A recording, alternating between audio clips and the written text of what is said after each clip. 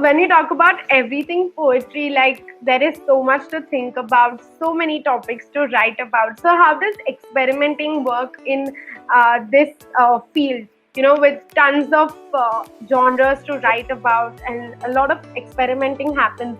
But how does it work? Like, Okay, so I think it's extremely important to keep experimenting and pushing yourself and developing and working on your own craft. Because first, it keeps you nimble, right? It keeps you, and it to a large extent prevents you from becoming complacent. And another massive advantage of experimenting with poetry, new poetry forms and new poetic styles and etc., is that it gives you the opportunity down the line or in the longer run to find your unique voice, which will later become your signature style. like poetry is literally anything and everything you think about, anything and everything you like to express, or is it just like you've been in the field of poetry for so long? So is it just now is it just everything? It in the sense that yes, because if you just kind of recap and go to 2019 and 2020, I've literally edited away my life in the sense that I'm running a publication. I was editing anthologies. I was running my press for about 5 months. I was co-editing journals with friends.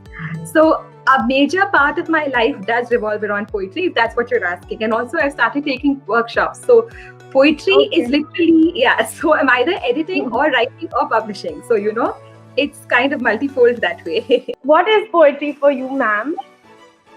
Right. So I recently came across this wonderful quote by the American poet Muriel Rukeyser, who says that breathe in experience, breathe out poetry. Wow. And to me, this pretty much sums up everything, the whole nature of what poetry means to me and to everyone in general. And I feel that it is so personal an experience that we literally put ourselves on a page, right? So, and that kind of breathing experience without poetry really shows you what poetry is in a nutshell.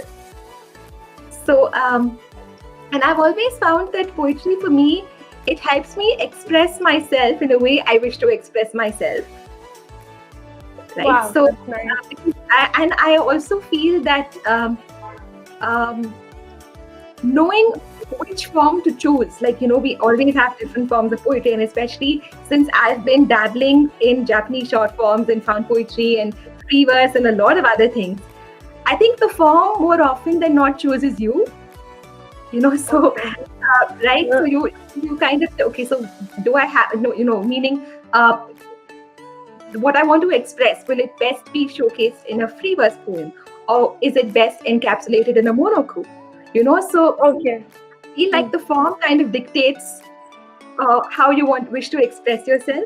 Does poetry speak for you? Like, speak about your personality, speak about a lot of different things, different aspects, values that you've been brought up with. Does it speak about that?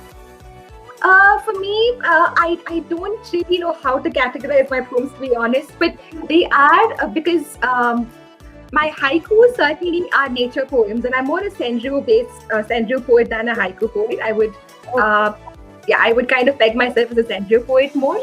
My free verse is more, it does kind of showcase my personality to an extent.